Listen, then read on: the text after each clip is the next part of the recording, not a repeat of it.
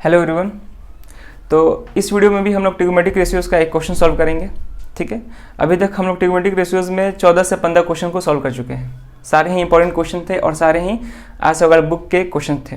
आज सवाल बुक में एक्सरसाइज 10 के एक्सरसाइज के भी क्वेश्चन थे, कुछ एक्सरसाइज 10 के और कुछ एग्जाम्पल्स के भी क्वेश्चन थे। जो भी हमको इंपॉर्टेंट लगा था उसको हम लोग डिस्कस किए थे। ठीक है, लेकिन इस वीडियो में जो हम लोग ट्रिग्नोमेट्रिक रेशियोज का क्वेश्चन देखने जा रहे हैं वो क्वेश्चन हम एनसीईआरटी बुक से उठाए हैं। ठीक है, तो एनसीईआरटी का एक्सरसाइज 8.1 का क्वेश्चन है और ये क्वेश्चन नंबर 9 है। ठीक है, एक्सरसाइज 8.1 का है क्वेश्चन और ये क्वेश्चन नंबर 9 है एनसीईआरटी का। तो ये एक इंपॉर्टेंट क्वेश्चन है।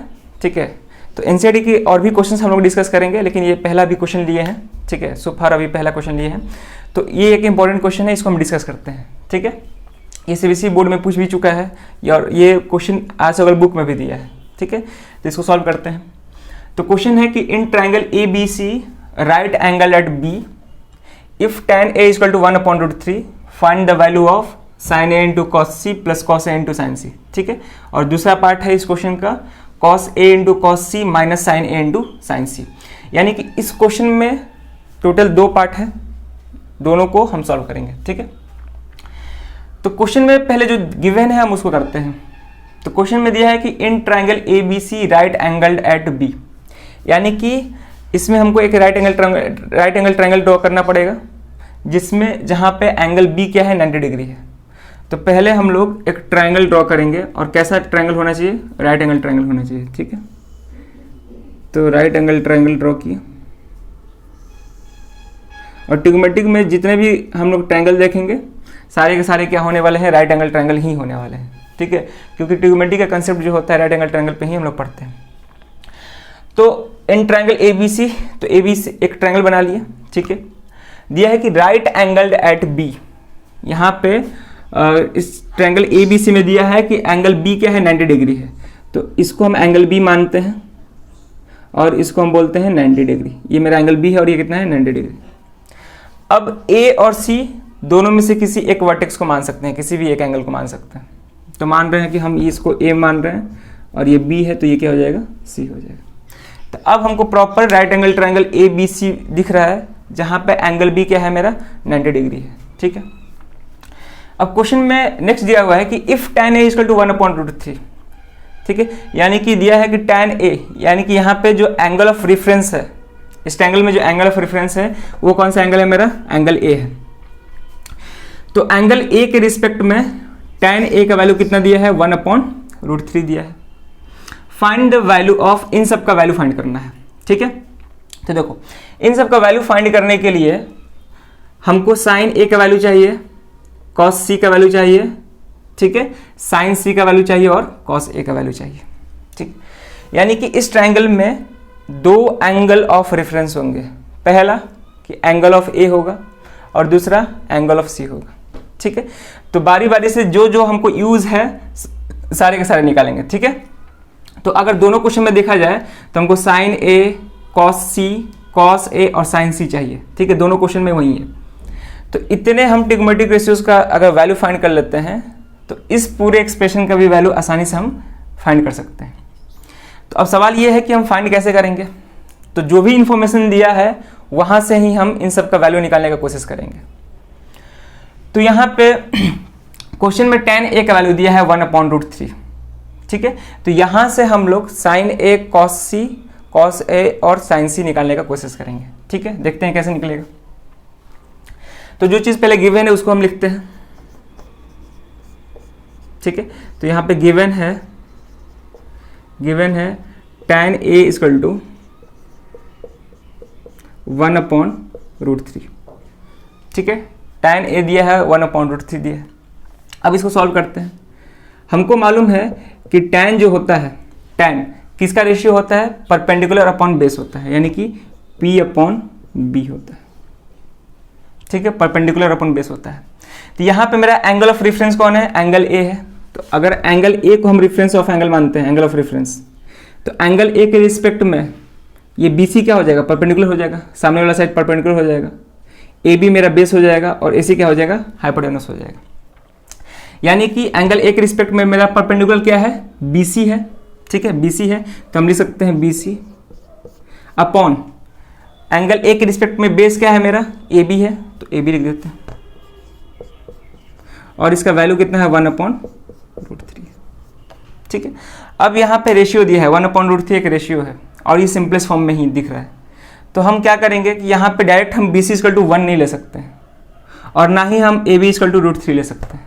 ठीक है, हम अभी तक देखते आए हैं कि अगर कोई भी नंबर्स रेशियो में दिया रहता है, सिंपलेस्ट रेशियो में दिया होता है, तो उन दोनों नंबर्स में यानी कि न्यूमरेटर और डिनोमिनेटर में हम कांस्टेंट यानी कि कांस्टेंट मल्टीप्लाई करने की कोशिश करते हैं।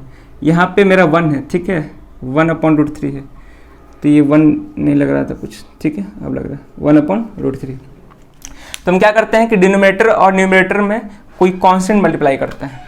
ठीक है, तो कांस्टेंट हम लोग जनरली k मल्टीप्लाई कर देते हैं, न्यूमरेटर में भी k मल्टीप्लाई कर देते हैं, डिनोमिनेटर में भी k मल्टीप्लाई कर देते हैं। ठीक है, तो हमको क्या मिल जाएगा कि लेट, ठीक है, क्योंकि सिंपलेस्ट फॉर्म में है तो हो सकता होगा कि वो कुछ और हुआ होगा, कैंसिल होके हम सिंपलेस्ट फॉर्म में किए हैं, तो वही कांस्टेंट नंबर को हम क्या मान रहे हैं, k मान रहे हैं, और उसी k से हम ऊपर और नीचे मल्टीप्लाई करेंगे।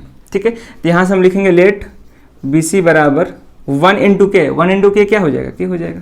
ठीक है, एंड AB = √3k। ठीक है, और लिख लेंगे वेयर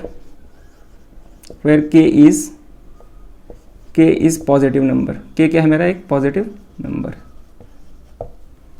ठीक है, यानी कि इस ट्रायंगल में BC मालूम चल गया, BC का लेंथ मालूम चल गया, BC कितना है मेरा, k है। ठीक है, और AB कितना है, AB है √3k, यानी कि AB मेरा कितना है, √3k। ठीक, अब अगर हमको AC मालूम चल जाएगा, ट्रायंगल में 3 साइड होते हैं, 2 का लेंथ मालूम है, अगर AC मालूम चल जाएगा तो तीनों साइड का लेंथ मालूम चल जाएगा। अब जैसे ही तीनों साइड का लेंथ मालूम चल जाएगा, हम आसानी से किसी भी एंगल पे कोई भी ट्रिग्नोमेट्रिक रेशियोज का वैल्यू फाइंड कर सकते हैं। ठीक है, तो अब हम AC निकालेंगे, तो AC कैसे निकालेंगे, सिंपल है, बाय पाइथागोरस थ्योरम, क्योंकि ये राइट एंगल ट्रायंगल है तो पाइथागोरस थ्योरम यूज कर सकते हैं। तो लिखेंगे in triangle ABC by Pythagoras theorem. ठीक है, पाइथागोरस थ्योरम लगा सकते हैं, पाइथागोरस थ्योरम। ठीक है, तो पाइथागोरस थ्योरम क्या होता है, h² = p² + b²। तो यहाँ पे h का यानी कि हाइपोटेनस कौन है, यहाँ पे हाइपोटेनस AC है, तो AC का होल स्क्वायर लिख सकते हैं, तो AC का होल स्क्वायर बराबर perpendicular square plus base square. तो परपेंडिकुलर कौन है मेरा, साइड BC है, तो BC का स्क्वायर, प्लस बेस कौन है मेरा, AB है, तो AB का स्क्वायर। तो यहां से मेरे को मिल जाएगा AC का होल स्क्वायर = BC कितना है मेरा, k, तो k का स्क्वायर, प्लस AB कितना है, √3k, तो √3k का स्क्वायर। ठीक है, अब इसको हम इधर सॉल्व कर रहे हैं। ठीक है, तो यहां से AC² क्या आ जाएगा, यहां से AC² आ जाएगा k² प्लस √3 का स्क्वायर कितना होता है, √3 का स्क्वायर 3 होगा, क्योंकि रूट और स्क्वायर कैंसिल हो जाएगा, तो क्या बचेगा मेरे पास 3, और यहाँ पे k²। ठीक है, 3k² हो जाएगा। तो इसको हम देखेंगे तो k² + 3k², k² + 3k² कितना हो जाएगा, 4k² हो जाएगा। ठीक है, तो ये AC² का वैल्यू आ गया। हमको AC² नहीं चाहिए, हमको क्या चाहिए, AC चाहिए, तो ये स्क्वायर उधर जाएगा तो स्क्वायर रूट हो जाएगा, तो √4k²। अब यहाँ से 4 का स्क्वायर रूट क्या होता है, 4 का स्क्वायर रूट 2, k² का स्क्वायर रूट क्या हो जाएगा, k हो जाएगा। ठीक है, k² का स्क्वायर रूट k हो जाएगा, यानी कि यहाँ से AC कितना आ गया मेरा, AC आ गया 2k। ठीक है, यानी कि इस ट्रायंगल में हमको AC का भी लेंथ मालूम चल गया, जो कि कितना है मेरा 2k। ठीक है, तो अब इस ट्रायंगल में हमको तीनों साइड का लेंथ मालूम चल गया, AB भी मालूम चल गया, BC भी मालूम चल गया, और AC भी मालूम चल गया। ठीक है, अब हम किसी भी एंगल के लिए कोई भी ट्रिग्नोमेट्रिक रेशियो को हम आसानी से फाइंड कर सकते हैं। ठीक है, तो हम इस साइड क्लीन कर रहे हैं, इसको वीडियो पॉज करके इतना नोट कर लो, इधर हम क्लीन कर रहे हैं, उसके बाद हम बारी बारी sine A cos C cos A और साइन C निकालेंगे। ठीक है, चलो पॉज कर लो, पॉज करके नोट कर लो। ठीक है, तो यहाँ तक होप कि समझ में आया होगा। अब आगे सॉल्व करते हैं इसको।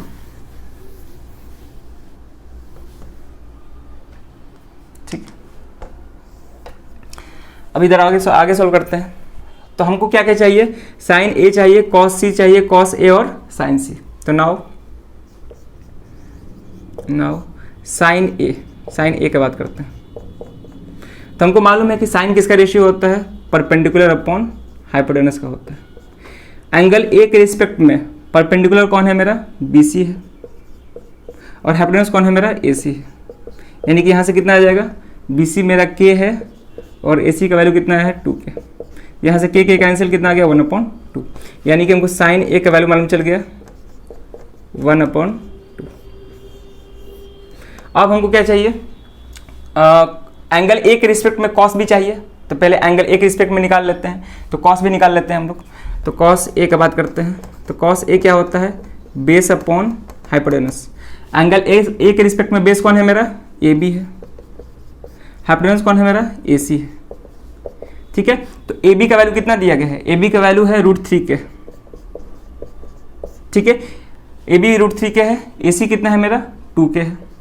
तो K से K कैंसिल, कितना आ गया √3/2। यानी कि यहां से हमको कॉस ए भी मालूम चल गया, कितना √3/2। ठीक है, तो एंगल ए के रिस्पेक्ट में जितना भी ट्रिग्नोमेट्रिक रेशियोज निकालने थे उनका वैल्यू निकाल लिए। अब एंगल सी के रिस्पेक्ट में क्या क्या निकालना है, तो एंगल सी के रिस्पेक्ट में कॉस निकालना है और साइन निकालना है, और दोनों में कॉस सी और साइन सी है। तो हम क्या करेंगे, अब कॉस सी निकालेंगे और साइन सी निकालेंगे। तो इस साइड हम क्लीन कर रहे हैं। ठीक है, तो ये मेरा √3K था, इसको लिख देते हैं अच्छे से, ये था मेरा √3K। ठीक है, चलो अब हम एंगल सी के रिस्पेक्ट में निकालेंगे, एंगल सी के रिस्पेक्ट में। तो एंगल सी कौन है मेरा, ये है। ठीक है, अब ध्यान से सुनना, एंगल सी के रिस्पेक्ट में परपेंडिकुलर कौन होगा मेरा, AB होगा। एंगल सी के रिस्पेक्ट में बेस कौन होगा, BC होगा, और हाइपोटेनस कौन होगा मेरा, AC होगा। ठीक है, तो अब एंगल सी के रिस्पेक्ट में हम कॉस सी निकाल रहे हैं।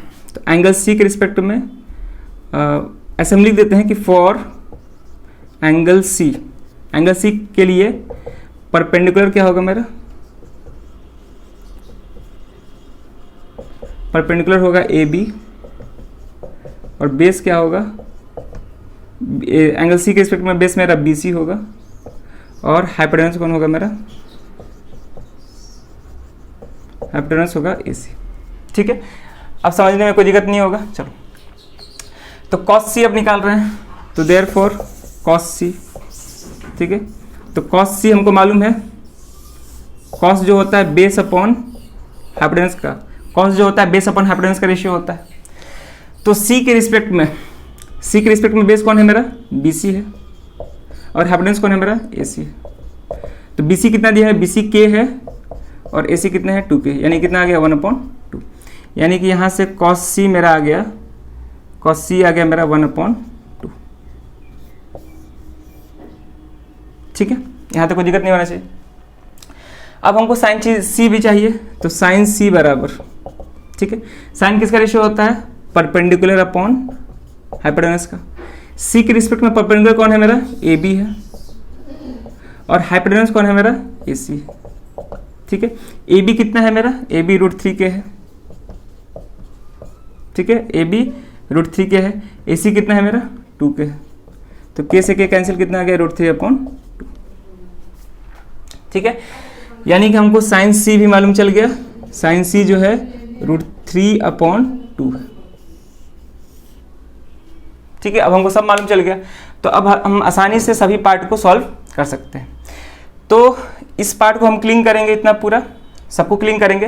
तो हम सबको जो ट्रिग्नोमेट्रिक रेशियोज है, साइन ए, कॉस सी, साइन सी, सबका वैल्यू यहाँ पर हम लिख देते हैं, क्योंकि सारे को क्लीन करेंगे। ठीक है, पॉज को नोट कर लो, पहले हम इसको लिख लेते हैं। तो यहाँ पे हम लिख लेते हैं क्या क्या फाइंड हुआ है। तो साइन ए का वैल्यू फाइंड हुआ है, साइन ए कितना है मेरा 1/2। फिर इसके बाद कॉस ए कितना है √3/2।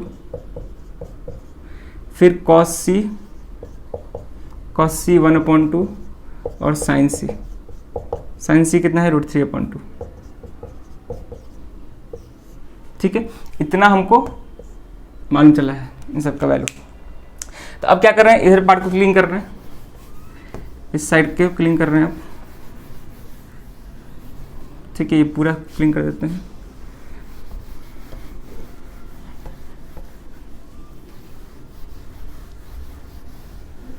ठीक है, तो अब बारी बारी दोनों पार्ट को सॉल्व करेंगे। तो पहले हम लेते हैं पहला पार्ट। तो पहला क्या है, sine A into cos C plus cos A into sine C. ठीक है, तो पहला पार्ट है, क्या करना है, सिंपली सबका वैल्यू पुट करना है।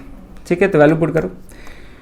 तो साइन ए का वैल्यू कितना है, साइन ए का वैल्यू 1/2 है, इंटू कॉस सी का वैल्यू कितना है, कॉस सी का वैल्यू 1/2 है, प्लस कॉस ए का वैल्यू कितना है, √3/2, इंटू साइन सी का वैल्यू कितना है, √3/2। तो देखो पहले से अगर हम साइन ए कॉस सी साइन सी का वैल्यू निकाले हैं तो हमको आसानी से हम सॉल्व कर सकते हैं, बस वैल्यू पुट करना है यहाँ पे। तो इसको मल्टीप्लाई करेंगे तो कितना हो जाएगा, 1/4 प्लस √3 इंटू √3 कितना होगा, √3 इंटू √3 हो जाएगा 3 हो जाएगा, क्योंकि √3 इंटू √3 का मतलब होता है √3 का स्क्वायर, और √3 का स्क्वायर का मतलब 3। 2 इंटू 2 कितना हो जाएगा, 4। इसको सॉल्व करो तो 4 यहाँ पे एलसीएम हो जाएगा और 1 + 3 बच जाएगा, तो कितना आ गया 4/4, जो कि वैल्यू कितना हो जाएगा 1। ये आंसर हो जाएगा। तो पहला पार्ट का आंसर कितना आ रहा है मेरा, 1 आ रहा है। ठीक है, अब सेकेंड पार्ट देखते हैं। ठीक है, ये 1 है। चलो अब सेकेंड पार्ट देखते हैं। सेकेंड पार्ट है cos A into cos C minus sign A into sine C. ठीक है, यहाँ भी सबका वैल्यू पुट करते हैं। तो कॉस ए का वैल्यू कितना है, √3/2, इंटू कॉस सी का वैल्यू कितना है, कॉस सी का वैल्यू 1/2 है, माइनस साइन ए का वैल्यू 1/2, इंटू साइन सी का वैल्यू √3/2। ठीक है, तो ये तो सेम लग रहा है, अगर हम फिर भी सॉल्व करते हैं तो √3 इंटू 1 कितना हो जाएगा, √3, ये 4 माइनस √3/4। ठीक है, तो √3/4 माइनस √3/4, ये तो दोनों सेम है, तो दोनों को सब्ट्रैक्ट करेंगे तो कितना हो जाएगा, कैंसिल हो जाएगा, और कितना आ जाएगा आंसर 0। ठीक है, तो ये मेरा क्या हुआ, सेकेंड पार्ट का आंसर होगा। ठीक है, तो ये क्वेश्चन अच्छा था, इंपॉर्टेंट क्वेश्चन था, एनसीईआरटी का क्वेश्चन है, क्वेश्चन नंबर 9। ठीक है, तो इसमें हम क्या किए कि tan ए दिया हुआ था, हमको इन सब का वैल्यू फाइंड करना था। तो क्या किए कि हम साइन, मतलब जो जो इसमें यूज़ है, जिस ट्रिग्नोमेट्रिक रेशियोज का यूज़ है उसका हम पहले वैल्यू फाइंड किए हैं। साइन ए का, कॉस सी और साइन सी का यूज़ था, तो सबका वैल्यू फाइंड किए हैं, और एक एक करके इन सब में उन सब का वैल्यू पुट कर दिए, तो हम आसानी से आंसर आ गया। ठीक है, पहला का आंसर 1 आ रहा है, दूसरा का आंसर सॉल्व करने पे 0 आ रहा है। ठीक है, और यहाँ पे एंगल ऑफ रेफरेंस को ध्यान में रखना है कि किस एंगल का बात कर रहा है, एंगल ए का बात कर रहा है या एंगल सी का बात कर रहा है। ठीक है, अगर इस ट्रायंगल में देखा जाए तो एंगल ए के रिस्पेक्ट में ये परपेंडिकुलर होगा, बेस ये होगा, हाइपोटेनस ये होगा, लेकिन अगर एंगल सी का बात किया जाए तो एंगल सी के रिस्पेक्ट में परपेंडिकुलर ए बी हो जाएगा। ठीक है, सी के रिस्पेक्ट में परपेंडिकुलर कौन हो जाएगा, ए बी हो जाएगा, मतलब उसके सामने वाला साइड, और बेस कौन हो जाएगा, बी सी, और हाइपोटेनस ए सी ही रहेगा। ठीक है, तो एंगल जिस एंगल का बात कर रहा है उस एंगल के रेफरेंस में परपेंडिकुलर, बेस और हाइपोटेनस चूज करना इंपॉर्टेंट होता है। ठीक है, अगर उसको हम सही से चूज करेंगे तो हम आसानी से क्वेश्चन को सही तरीके से सॉल्व कर सकते हैं। ठीक है, चलो तो इस वीडियो में बस इतना ही। तो अगले वीडियो में एक और अच्छे क्वेश्चन लाएंगे, एनसीईआरटी के ही क्वेश्चन होंगे। ठीक है, या फिर देखते हैं आज से अगल में भी कुछ अच्छे क्वेश्चन हैं, उसको भी हम सॉल्व करेंगे। ठीक है, तो इस वीडियो में बस इतना ही। Thanks for watching.